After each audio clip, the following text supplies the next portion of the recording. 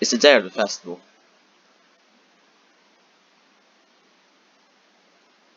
Sorry about that. Of all days, I expected this to be the one where I'd be walking to school with Sayori. But Sayori isn't answering her phone. I considered going to her house to wake her up, but decided that's a little too much.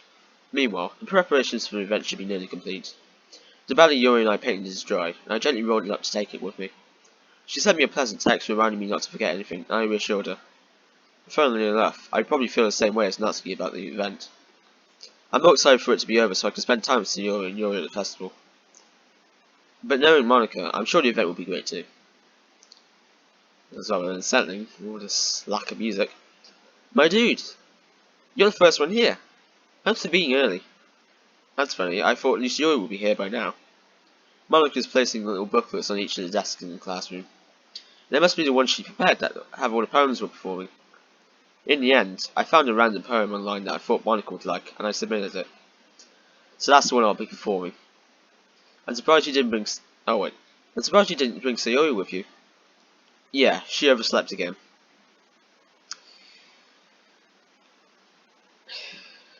That dummy. Alright.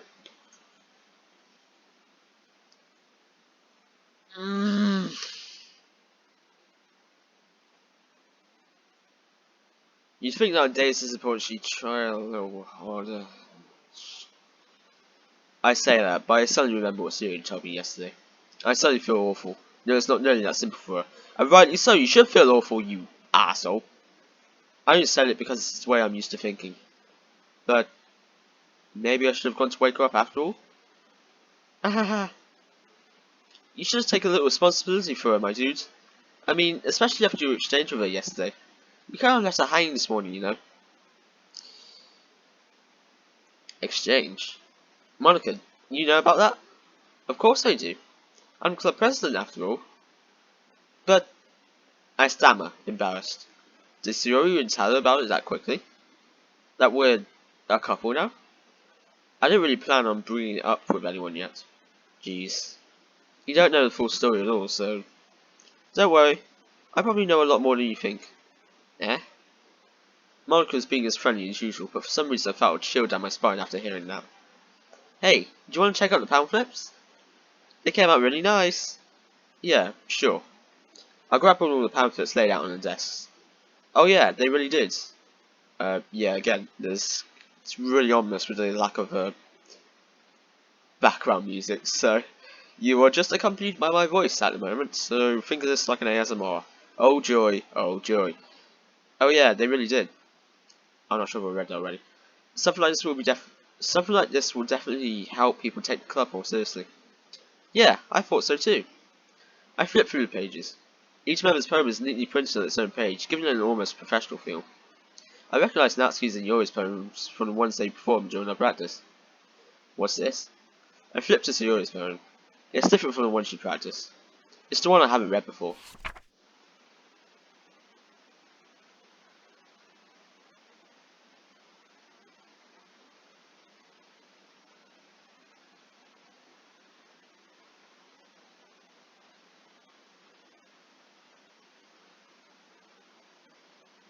Get out of my head before I do what I know is best for you. Get out of my head before I listen to everything she said to me. Get out of my head before I show you how much I love you. Get out of my head before I finish writing this poem. But our poem was never actually finished. It just stops moving. Ah! What is this? Reading the poem, I get a pit in my stomach. My dude? What's wrong? Ah! Nothing. The poem feels completely different from everything else Sayori's written. But more than that, I changed my mind.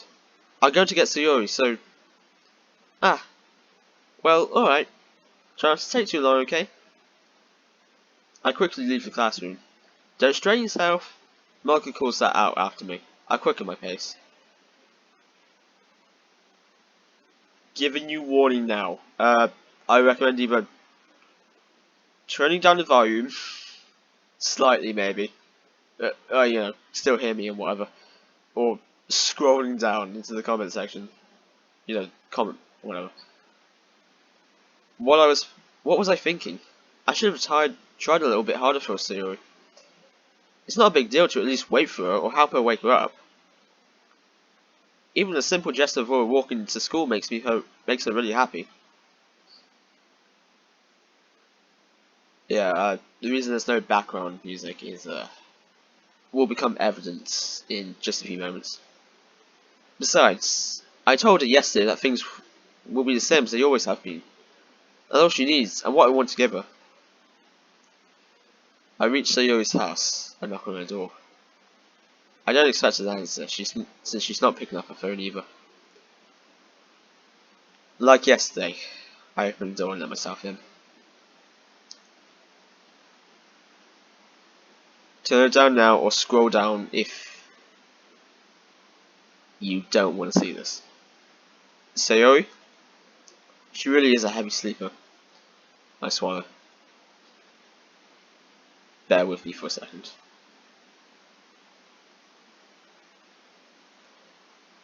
Waking her up in her own house. That really is something that a boyfriend would do, isn't it? In any case, it just feels right.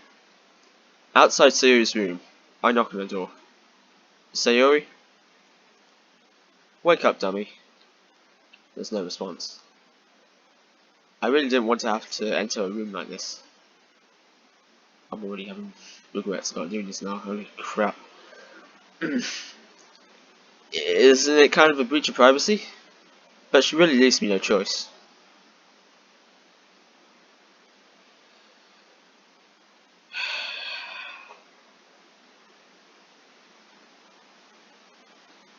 Okay, what was after go?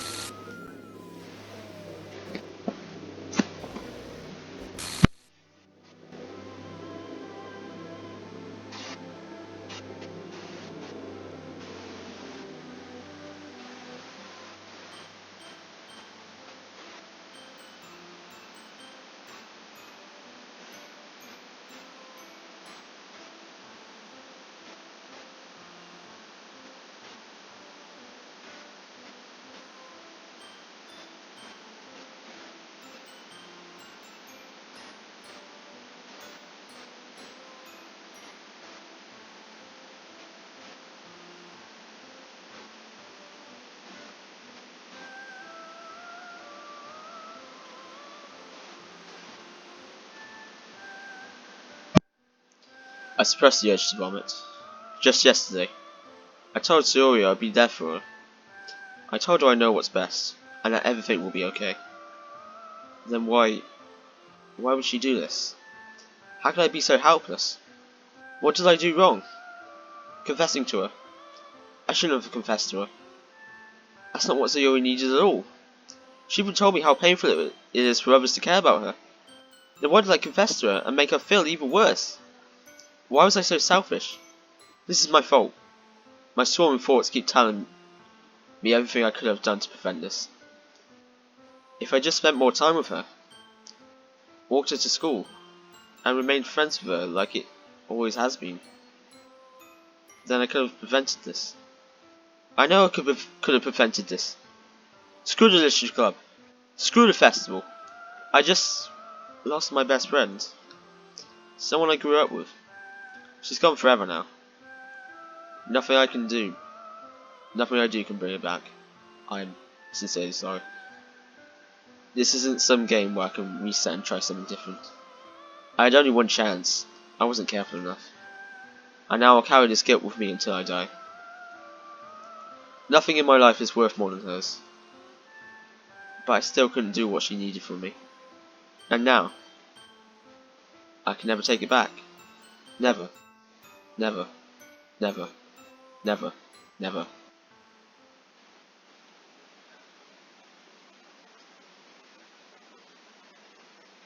Boy.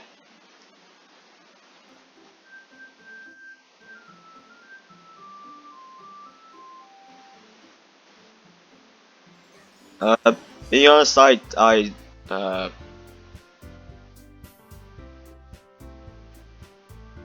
I legitimately do not know how to end it after that. So,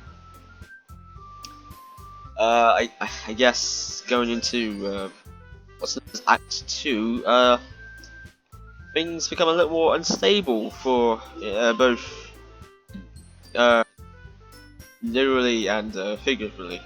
So that's gonna be fun. And considering I haven't really played past Act 1 before, it's somewhat blind for me. And considering the RNG this game has, yeah, that's gonna be fun. So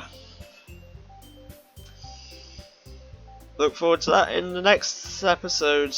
Oh boy.